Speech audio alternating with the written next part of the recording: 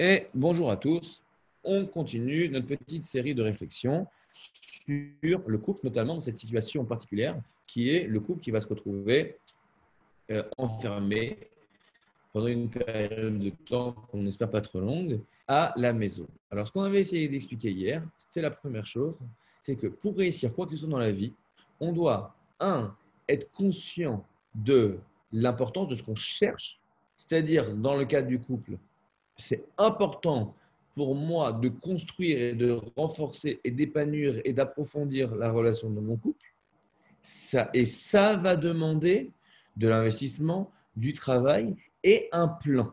C'est-à-dire que pour réussir quelque chose, je dois faire une première chose. Comprendre que si je reste là, si je fais rien, je ne vais pas y arriver. Maintenant, je dois aller quelque part. La question, où? Donc, je dois définir la destination. Maintenant, si je dois aller quelque part, je dois aussi définir où j'en suis. Si je ne sais pas où j'en suis, je ne vais pas être capable d'y arriver. Et après, je dois définir le chemin pour y arriver. D'accord? À ma permission, ces étapes qui sont plutôt préliminaires, je voudrais les laisser de côté pour les prochains cours. Mais je voudrais vous poser une question.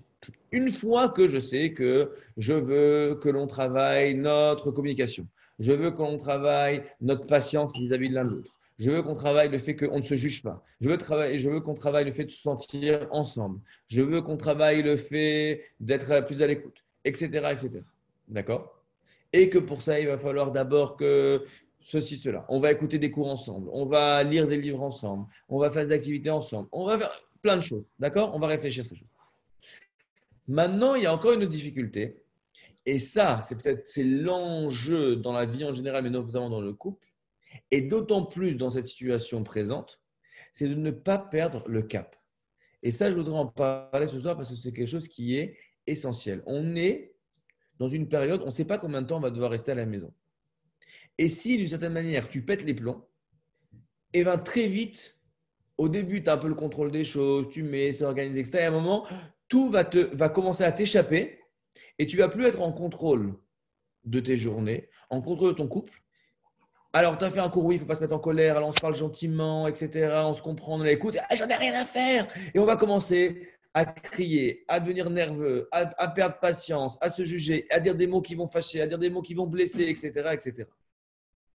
Donc, dans toute chose, c'est bien beau d'avoir fait un plan, mais c'est important de garder le lien entre ce que je suis en train de faire maintenant avec le plan général. Et ça n'est pas évident du tout. D'accord? Dans le travail, il y a plein de fois où on a quoi? D'envoyer balader le patron, d'envoyer balader son client, d'envoyer balader tous les employés, etc., etc., etc. Le problème, c'est quoi? C'est que si on fait ça, eh bien, on ne va pas y arriver. On va rien réussir à construire. Pour arriver à faire cette chose-là et à pas perdre le plafond, il faut garder le fil. Je ne sais pas s'il y a quelqu'un ici qui fait du sport, d'accord? Mais on va dire un grand tennisman, ça peut lui arriver de faire des erreurs. Il va arriver à un moment, il va louper le smash. Regarde. Mais quoi? Il doit savoir une chose, que si maintenant il est en train de se réfléchir, mais j'ai pas réussi ça, et ces trucs, et je suis énervé, et c'est à cause de mon patron, et c'est à cause de mon coach, il m'a pas dit, c'est ma raquette, et ces trucs, ou alors il y a une erreur d'arbitrage, il pense qu'il y a une erreur d'arbitrage, c'est la faute d'arbitre, je vais le tuer. Il est sûr qu'il peut prendre sa médaille et la jeter à la poubelle parce qu'il est sûr qu'il va perdre le match. À l'instant où il perd le contrôle de lui, il oublie son objectif, il est sûr qu'il va perdre. Comment fonctionne un champion? Eh bien, il se dit, je suis venu pour quoi? Je ne suis pas venu pour avoir raison. Je ne suis pas venu pour montrer à l'arbitre que c'est un nul. Je ne suis pas venu pour dire à mon coach que je vais le renvoyer. Je suis venu pour gagner ce match. Si je suis venu pour gagner ce match, je reste concentré sur l'objectif. Et donc ça va demander une chose déjà en amont, que mon objectif doit être extrêmement clair dans ma tête. Alors, si je sors, quand je rentre chez moi, c'est un bon moment pour se remettre les idées en tête. D'accord? Mais, un conseil que je vous donnais, que j'ai déjà donné dans un cours pour couple. On arrive dans Pessah, et on sait qu'à Pessah, on doit faire deux choses. On doit vérifier qu'il n'y a pas de Khametz à la maison, et malgré ça, on doit faire l'annulation du Khametz. On va dire tout le Hametz que j'ai chez moi, ce n'est pas du Hametz. Je l'annule. Pourquoi est-ce qu'on doit faire ça? Nous dit Rachid dans Masechet Psachim, quelque chose de très intéressant. Shema Yimsa Gluska Yafas. Que dit le Talmud? De peur qu'il va avoir une belle miche de pain. Alors aujourd'hui, une miche de pain, ça ne fait pas grand-chose. On va dire qu'il va trouver une bouteille de whisky au milieu de Pessah. Il avait tout jeté, tout fait, il avait oublié la bouteille de whisky. Il dit, oh non, la bouteille de whisky, oh non, bah non. Il va regretter. Il va regretter de dire, non, mais en fait, moi, je veux cette bouteille de whisky. Et à l'instant, il va regretter, eh bien, il va transgresser l'interdit de posséder du Khametz à Pessah. Donc, nous dit Rashi, le meilleur moyen de ne pas se laisser entraîner par ce mouvement de « mais je le veux le whisky », si en amont il fait un acte, il le dit, il fait un geste, il prononce une formule, il dit « je ne veux pas de Khametz à Pessah ». Ma volonté essentielle, c'est de ne pas transgresser l'interdit de posséder du Khametz à Pessah. Eh bien, même lorsqu'il va boire une bouteille de whisky, il ne va pas se laisser entraîner par son désir de whisky, mais il va rester dans sa dynamique première qui est « je ne veux pas transgresser la Torah, je ne veux pas transgresser l'interdit de posséder du Khametz à Pessah ». Et donc, de là, on peut apprendre quelque chose de fort. Évidemment que si on réfléchit, si on est calme, tout ce qu'on veut, c'est construire notre couple, être gentil avec nos enfants, éduquer nos enfants, avoir une super maison, de la paix, toutes ces choses-là. Mais lorsque je vais voir quelque chose qui va un petit peu me sortir de mes gonds, je peux avoir une tendance première d'être porté par ça. Ah, mais quoi? Et je vais tout casser. Alors, une chose qui peut nous aider, c'est de se donner des points fixes dans la journée. On va se répéter cette phrase-là. Ça peut paraître bête, tu te mets dans la classe et tu te le dis, mais dis, je suis venu, mon objectif aujourd'hui, c'est d'améliorer mon couple. Mon objectif aujourd'hui, c'est d'améliorer ma famille. Mon objectif aujourd'hui, c'est d'éduquer mes enfants. Mon objectif aujourd'hui, c'est d'améliorer mes midotes. Mon objectif aujourd'hui, c'est de rajouter du mérite. Mon objectif aujourd'hui, c'est de servir Hachem, etc., etc. Le fait de te le rappeler, ça va te mettre dans cette dynamique proactive de dire, c'est ça que je suis venu faire. Et même les éléments de la journée qui peuvent te faire bouger à droite à gauche ne vont pas te faire perdre le nord. Donc, tu dois être très clair et te rappeler de façon fréquente qu'est-ce que tu cherches de ta journée. Lorsque tu te lèves le matin, tu dis quels sont mes objectifs dans la journée. Je veux ça. Mon objectif, ce n'est pas de m'énerver, ce n'est pas de casser, ce n'est pas de montrer à ma femme qu'elle est nulle, ce n'est pas de montrer à mes enfants que c'est des nuls. Mon objectif, c'est de construire une maison, un couple, une famille épanouie, qui tourne, qui avance, et qui construit, et qui rajoute, et qui épanouit. Donc, ça me permet de dire maintenant, dans mes actes, je dois m'habituer à dire, est-ce que ce que je fais, ça s'inscrit dans mon plan ou pas? Il dit le Messias Yesharim, on a un travail en amont des actions, un travail en aval d'actions. Vous savez, il y a des pubs, si vous allez sur YouTube, parfois il y a des pubs sur des correcteurs d'orthographe écrite. Moi, j'ai un correcteur de grammaire et de français qui me suit. Alors, donc, en amont et en aval. C'est-à-dire qu'en amont, je dois me poser la question, est-ce que ce que je fais maintenant, ça s'inscrit dans mon plan global avec mes objectifs? Ok. Mais ça, quand je suis dans le feu de l'action, je n'ai pas forcément une heure pour aller rentrer dans les détails, etc. Alors, je fais ce que je peux. Maintenant, je dois aussi avoir un moment où, après l'action, je fais le point, je dis, attends, mais comment je me suis comporté aujourd'hui? Avant d'aller se coucher, une personne va prendre quelques minutes pour dire, attends, qu'est-ce que j'ai fait? Qu'est-ce que j'ai bien fait? Est-ce que ça, c'était bien? Est-ce que ça allait ou ça allait pas? Vous savez, il y a un texte qui dit que le Yetzer Hara, il est prêt à te faire des mitzvot toute la journée, à une condition que tu cours tout le temps. Quand tu cours tout le temps, tu ne sais plus ce que tu fais. Et quand tu ne sais plus ce que tu fais, bah forcément, tu cours, mais tu ne cours pas dans la bonne direction. D'accord? Je disais un jour, quelqu'un, je connais bien un grand homme d'affaires. Il me disait, quand tu es pressé, prends ton temps. Pourquoi? Parce que tu es pressé, parce que tu es en retard pour prendre ton avion. Et là, qu'est-ce que tu te retrouves? Tu es pressé, là, et hop, tu as oublié quoi? Ton passeport. Et donc là, d'accord? Donc, plus les choses sont importantes, plus tu sens que la maison, il y a du stress, je suis énervé, je suis tendu, ça m'échappe, plus c'est le moment d'être capable de prendre un pas en arrière et de dire je ne suis pas obligé de réagir tout de suite. Et ça, c'est extrêmement important. Je répète, la pire des choses, c'est ne plus être en contrôle de tes actions, plus être en contrôle de ta situation. Si tu sens que la situation t'échappe, tu as le droit et tu as même l'obligation de faire un pas en arrière, de dire pousse, pousse. J'ai besoin d'une seconde. J'ai besoin d'une seconde. Ma femme me fait te laver du visage avec de l'eau. Ok, chacun fait ce qu'il est. Mais ce qui est important, en tout cas, c'est d'être capable de casser la dynamique dans laquelle tu es objet, tu es passif et tu prends des coups. Tu prends un moment, je suis maître de moi-même. Qu'est-ce que je veux? C'est comme des objectifs. Est-ce que ça va m'aider? Ça va m'aider. Ça va me faire avancer? Ça va pas me faire avancer. Et effectivement, et évidemment que dans une situation surtout comme celle-là, lorsque on est enfermé dans une maison, dans des conditions qui sont ce qu'elles sont, évidemment qu'il y a plus d'une fois un moment où j'ai envie de tout envoyer balader et ça m'énerve et j'ai l'impression que c'est pas comme ça et je suis pas content et je vais leur montrer. Mais qu'est-ce que tu gagnes? Réponse, rien du tout. Rien du tout. C'est pourquoi il faut faire ce travail de s'habituer à dire attends une seconde. Si là je sens que je ne suis pas capable de réagir ou d'agir selon mon plan, alors je n'agis pas. Alors je fais rien. Je prends un pas en arrière et je réfléchis. Parce que sinon, dans ton mouvement de colère, dans ton mouvement de lâcher prise, eh bien, tu vas casser des choses. Quand tu le fais avec toi-même, à la limite, tu es tout seul et tu dis je ne suis pas fier de moi aujourd'hui, j'aurais pas dû faire ça. Bon, c'est une chose, tu comprends, et demain on recommence. Mais quand tu es avec des gens, d'accord, de lui dire non, mais j'ai pas pensé, je ne sais pas ce que je voulais dire, bon, ok, très bien, d'accord. Je sais pas, tu dis à ton mari, mais tu comprends, t'es qu'un nul, mais t'es qu'un gros nul, t'es un abruti. D'accord? Non, mais je suis désolé, je ne pensais pas ce que j'ai dit. Oh, ok, mais maintenant, il a super confiance en lui parce que heureusement que tu ne pensais pas. D'accord?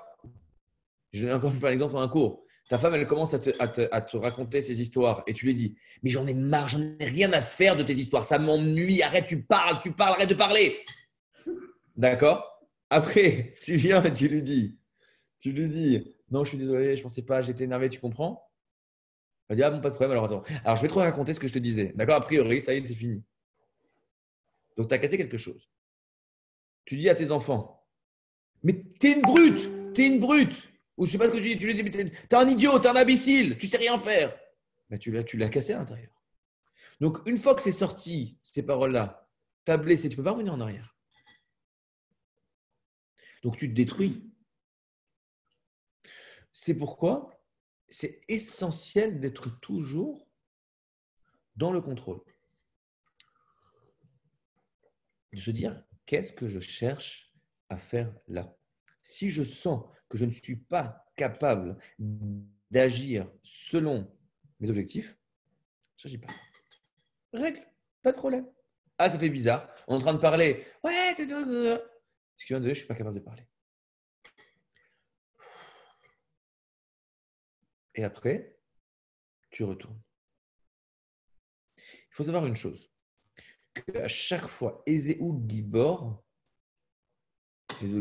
à Kovesh et Titro, qui est l'homme fort, celui qui est capable de dominer son Yetzer.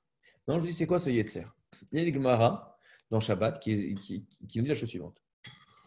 Il dit la chose suivante. Il n'y aura pas de toi en Dieu étranger et tu ne te prosterneras pas devant des divinités étrangères. La Gemara elle pose la question qui est ce Dieu étranger qui est dans l'homme? C'est le Yetzirah. C'est-à-dire que la définition du Yetzirah, ce sont ces mouvements qui ne proviennent pas de l'intérieur, de dire j'ai décidé, mais qui proviennent par je suis attiré vers. Je dois faire ça. C'est plus fort que moi. Qui est l'homme fort? Celui qui est capable, lorsque j'ai un mouvement qui me tire vers quelque chose, de dire écoute, Coco, retire ta main. C'est moi qui avance où je veux aller. On ne me pousse pas.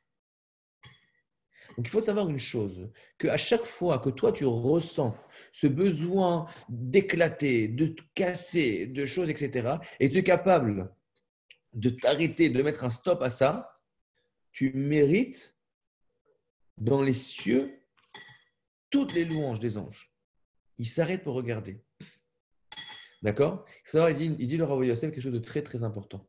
Qu'à chaque fois que quelqu'un sent le besoin de se mettre en colère, il doit savoir une chose, il doit se rappeler que dans le ciel, ça a été décrété qu'on doit lui donner quelque chose de très grand. Et on essaye de voir est-ce qu'il va le mériter ou pas.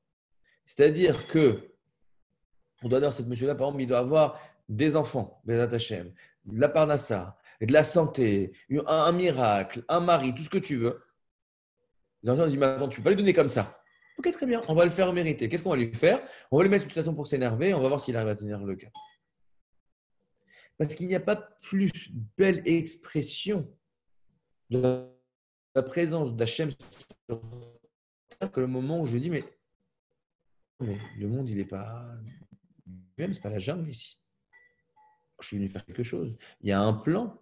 D'accord? C'est quoi le plan? On a discuté. On va continuer à en discuter. Mais je sais c'est quoi le plan. Mais donc, si mon clan, il n'y a pas d'espace. Vous savez que les fautes les plus graves d'après la Torah, c'est ce qu'on appelle Chilul Hashem. Ça veut dire quoi Chilul Hashem?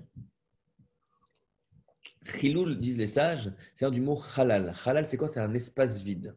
Chilul Hashem, c'est de dire que là, il n'y a pas de Dieu. Là, il n'y a pas de règles. Là, il n'y a plus rien qui compte là.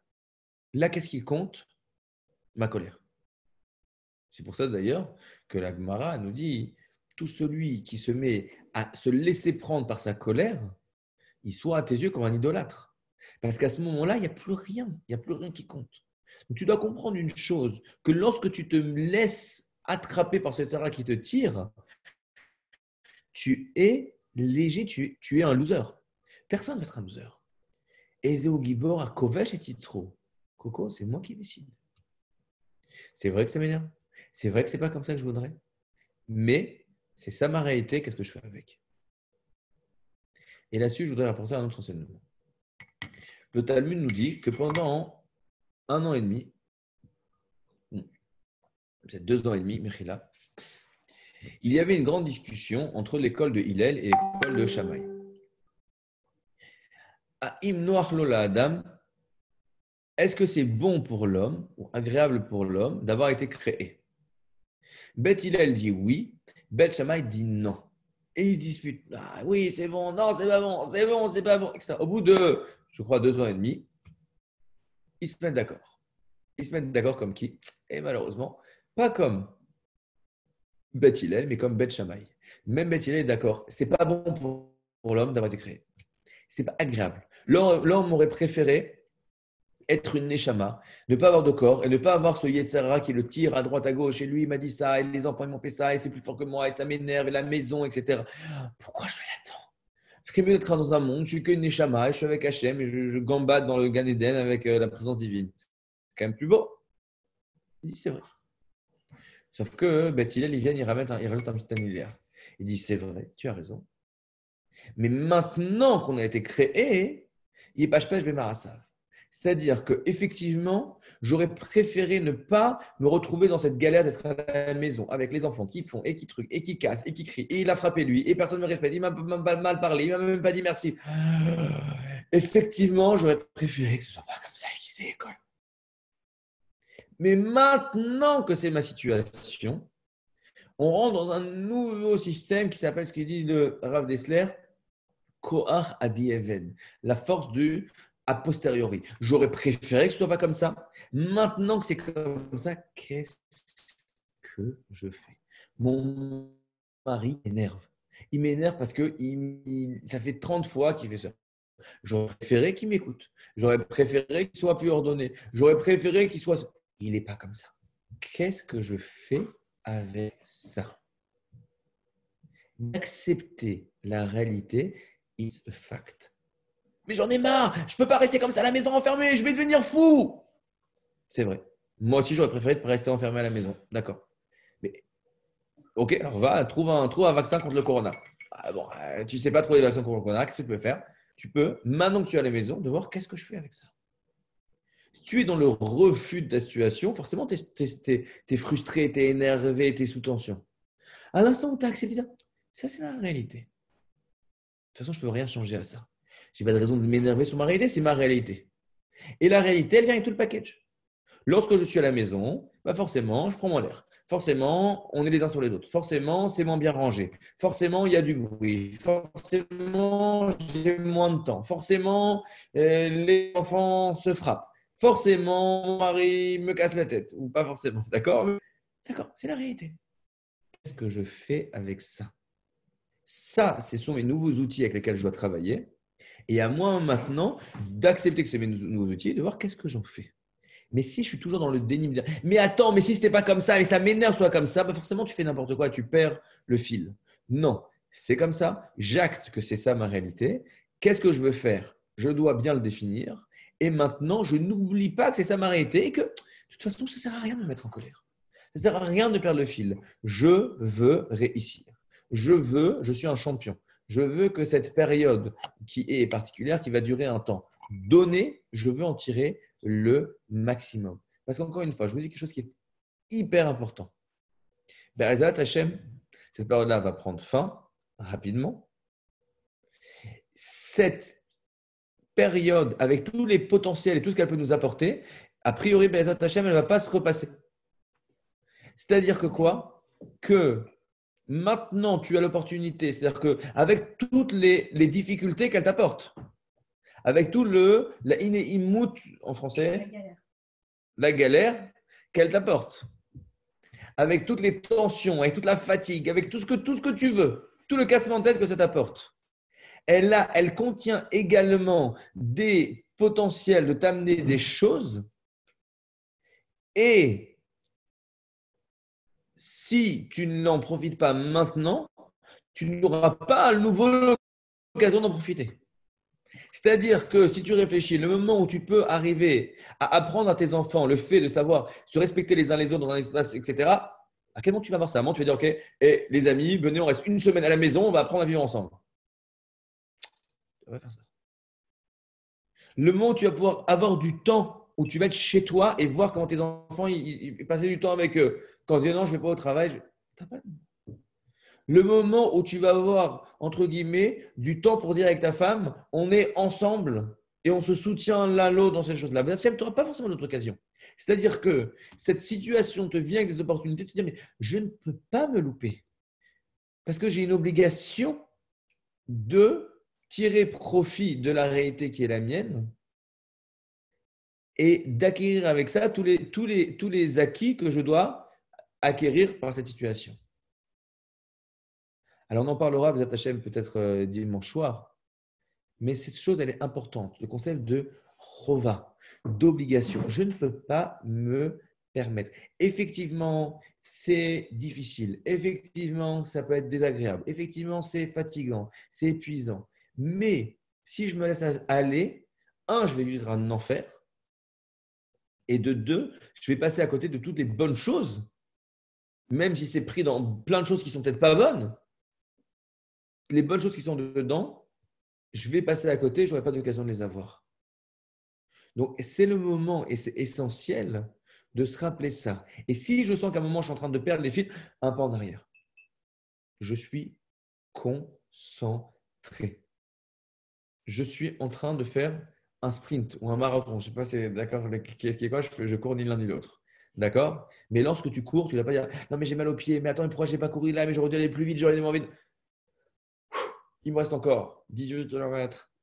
Je cours. Je cours. Je ne me pose pas de questions. Je ne suis pas en train de me dire mais c'est ça. Je cours. J'avance.